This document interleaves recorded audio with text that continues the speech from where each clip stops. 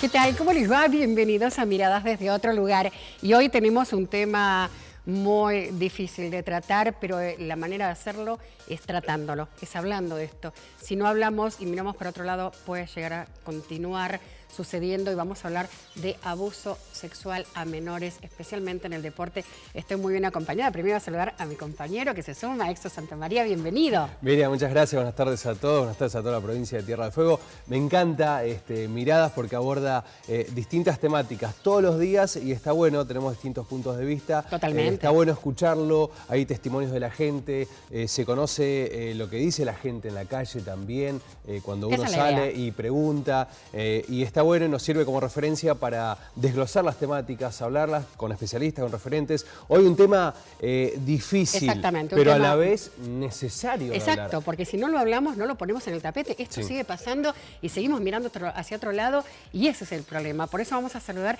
a Franco Pani. Bienvenido, Franco, referente de Colosos Piedebarro. También está el secretario de Deportes, aquí, Ramiro Bravo, ¿cómo estás? Y el licenciado Gonzalo Cochero, psicólogo infantil. Y si les parece, nosotros en el programa arrancamos con un disparador que nos pone en tema a todos. Lo compartimos. Al principio no había casi niñas en el equipo. Entonces empezaron a reírse de mi cuerpo, porque es difícil esconderlo con el bañador. Luego empezaron los empujones amistosos y las manos por todos lados. Pero no sirve de nada quejarse. Van a decir que solo están bromeando. El flagelo de los abusos sexuales en el deporte tiene implicancia a nivel mundial. En 2007, el Comité Olímpico Internacional hizo pública una declaración en la que expresaba que tanto el acoso como el abuso sexual se producen en cualquier deporte y a cualquier nivel, y con mayor frecuencia en el deporte de élite. Sus principales autores suelen estar en el entorno del atleta y ocupan puestos de poder y autoridad, y suelen identificarse como autores del acoso con más frecuencia en personas del sexo masculino que del sexo femenino. La investigación demuestra que el acoso y abuso sexual en el deporte pueden afectar de forma grave y negativa a la salud física y psicológica del atleta, dando lugar a una reducción del rendimiento y provocando la marginación del atleta.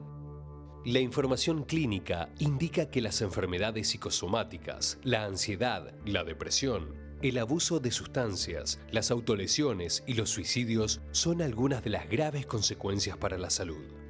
En nuestro país, la denuncia por abuso de al menos 7 menores de edad en el Club Independiente permitió la captura y procesamiento de los autores, pero sobre todo que este tema se instale en la sociedad. La Argentina carece de una legislación específica cuya tipificación alcance las actividades deportivas. Viven solos, están todo el tiempo teniendo que demostrar que sirven para aquello a lo que fueron convocados, que es jugar y sostener un lugar. Se ven mezclados en reglas del mundo adulto que no cualquier chico puede soportar. Y me parece que este es un punto que los hace vulnerables, a diferencia de otros chicos tal vez de la misma edad que se dedican a otra cosa. El Código de Ética Deportiva de la UNESCO prescribe que las organizaciones deportivas tienen la responsabilidad de implantar y velar por garantías en un marco general de apoyo y protección a menores, jóvenes y mujeres, con el fin de protegerlos del abuso y acoso sexual e impedir la explotación de los menores. Muy bien, y cuando veíamos, los veía a los tres, estaban así con la cabeza. 3 hombres del deporte aparte, rugbyer, profesor de toda la vida, profesor de educación física, también rugbyer. Y esto hoy se pone sobre el tapete, ahora vamos a contar, porque vamos a ver la entrevista a Sebastián, pero ¿esto estaba? ¿Había ese rumor? ¿Siempre estuvo? ¿O ahora, al conocerse los casos, es como que salen muchísimo más a la luz? Cualquiera, el que quiera contestarme. Sí, yo pienso que ese es el tema. A medida que se empieza a hablar, se anima a más gente a comentar lo que le ha sucedido, tanto sea como ellos o algún conocido. O sea, esto siempre se ha escuchado en el ambiente del deporte. Lo que pasa que, bueno, no es también, recién antes de comenzar el programa decíamos lo difícil que es, ¿no?, hablar de este tema, y lo estamos hablando nosotros como por punto de debate. Imagínense la persona, como explicaba Sebastián el otro día en la charla, cuando es esa persona la que tiene que comentar esto, ¿no? Digo, es un tema complicado, pero sobre todo se está difundiendo mucho más el tema, entonces hay cada vez más actores que pueden expresarse y dar su experiencia, ¿no? Por ahí negativa, ¿no? En cierta forma, pero bueno, se empieza a debatir y a hablar de estos temas. Bueno, y acá acabas de nombrar a Sebastián Franco y hoy sos el responsable en el país de Colosos Pie de Barro, y la charla que vino a dar Sebastián Buí, un rugbyer abusado sexualmente durante muchos años, fue lo que disparó este proyecto que tomaste por amistad y que, bueno, la verdad, te ha sorprendido en todo lo que ha pasado hasta... ¿Qué pasó? ¿Eran 15 días de la charla? Una semana. ¿Una semana? Bueno, una semana. Una semana, la verdad que tuvimos una semana muy intensa y muy gratificante al mismo tiempo, ¿no? Porque, como dice Ramiro, la gente está empezando a hablar. Y nosotros tenemos que empezar a hablar de esta temática y tener las herramientas justas y necesarias para abordar la temática. Nosotros tuvimos la suerte que en 5 días con Sebastián estuvimos acá en Ushuaia, que hubo más de 250 personas en la charla. Fuimos a Buenos Aires a encontrar instituciones deportivas de todo el país. Fuimos a Tucumán, donde sensibilizamos en 2 días más de 1000 personas, entre ellos futuros profes de educación física en la facultad, y nos dimos cuenta del real interés, y le llamó muchísimo la atención a Sebastián, el real interés de la gente de abordar la temática, pero no tenemos las herramientas necesarias como para hacerlo, porque culturalmente es un tabú hablar de la temática, porque no tenemos la persona indicada para abordar la temática, no tenemos un equipo interdisciplinario con personas capacitadas para abordar la temática. Y bueno, nada, la verdad que fue una semana muy intensa, trabajamos todos los días durante 5 días y lamentablemente recibiendo víctimas después de cada intervención que hicimos. Y nada, yo creo que el lanzamiento de esta asociación tiene un éxito enorme, porque el hecho de que las personas víctimas se queden 20 minutos después de la intervención, acercarse a hablarte y contarte de cuál es su problema y el peso que se saca la víctima en ese momento, y a la escucha, es lo que hablábamos antes que entremos. Tuvimos víctimas que después de 21 años hablaron y entran con una forma, vienen a verte. En realidad la asociación lo que hace es crear el espacio para que la persona se pueda expresar. Cuesta muchísimo, muchas veces, y la mayoría de las veces con lágrimas, pero entran de una forma al diálogo y se van de otra forma. Claro. Y ahí nos dimos cuenta del peso que se saca a la víctima del hecho solamente de contarle a una sola persona lo que le venía pasando en su infancia o en su juventud. Claro. Miriam, quería preguntar tanto a Gonzalo como a Franco. A ver, recién veíamos en el informe un caso emblemático que es muy reciente, lo que sucedió en el Club Atlético Independiente, en el fútbol nacional, que al ser de alta exposición, es como que se avanzó todo más rápido, desde el ámbito judicial, desde el ámbito social, del Estado mismo, de la gente misma y también de los jóvenes y los chicos que con la promesa de poder jugar en un club de primera. Te voy a poner en primera. ¿Cómo es? Claro, empiezan, de ahí se habló y se generó todo, digamos, se habló del tema. Se mediatizó. De verdad, claro, se mediatizó. ¿Qué pasa con los lugares en donde no llega a tal exposición? ¿Qué pasa con esa gente que por ahí no tiene ese recurso o está lejos de las grandes metrópolis que no pueden hablar o nadie los escucha? Claro, y es uno de los aspectos más importantes de esto, decíamos, de quitar el tabú o de facilitar, traer facilitadores para que sea más sencillo para esa persona poder sacarte ese peso de encima que dice Franco. Porque si hablamos de la parte psicológica, ¿no es cierto?, del trauma que puede tener o no una persona, depende de múltiples factores. Hay factores que nosotros no podemos manejar, como el tipo de agresión, ¿no es cierto?, las situaciones que se han dado o no, cómo lo ha percibido la persona, pero hay factores muy útiles que sí podemos manejar, que es qué pasa después, ¿no es cierto? ¿Qué pasa cuando yo le doy el lugar de víctima a la persona, no de culpable, ¿no es cierto? Empiezo a ayudarlo a él a sacarte ese peso de encima y a mostrarle realmente que no es culpa de él, que puede salir adelante, que hay gente que lo apoya, que hay otras personas que lamentablemente han pasado por lo mismo. Y eso genera un pronóstico mucho más favorable dentro de lo desfavorable que puede ser la situación, ¿no es cierto? Porque realmente los problemas a corto o largo plazo son de muchas índoles, ¿no es cierto? En lo emocional, como veíamos, el tema de la depresión, los suicidios. Claro. ¿no es cierto? Esos son los factores, Franco mencionaba algo que decía de muchos años de silencio. Claro. Y cuando llega una ONG Es una por ahí carga pueden muy hablar. pesada. ¿Qué pasa en esos años de silencio? ¿Viene esta depresión? Pasan un montón de cosas. Es difícil por ahí tener una forma exacta de saber, bueno, cómo va a ser el devenir de esa persona, ¿no es cierto? Pero realmente no va a ser bueno. Va a afectarlo en un montón de ámbitos. En lo social, se pueden comenzar a aislar, ¿no es cierto? A tener cambios en el estado de ánimo muy grandes. Por ahí en los menores podemos ver miedos intensos, problemas de humor, podemos tener tema de enuresis o encopresis, ¿no es cierto? Tema de Claro, que no hacerse retienen pis el, encima. quizás empieza encima. Claro, ¿no es cierto? O no retienen esfínteres. Empezamos a ver que no tienen ganas de mostrarse con otros chicos, se empiezan a aislar, las relaciones sociales entre compañeros o se vuelven agresivos. Luego en la adolescencia también empiezan temáticas más complejas como el abuso de sustancias.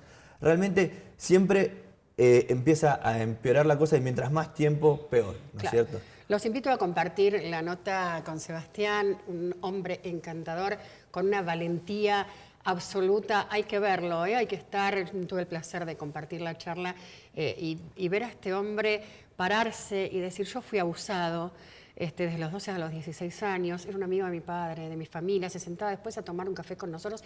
La verdad es estremecedor. Tenemos que empezar a escuchar, tenemos que empezar a ver lo que acaba de decir Gonzalo. Vamos a seguir hablándolo, pero escuchemos en primera persona a una víctima de abuso sexual infantil. Il y a une réelle attente, on a pu le voir aujourd'hui, vu le monde qu'il y avait.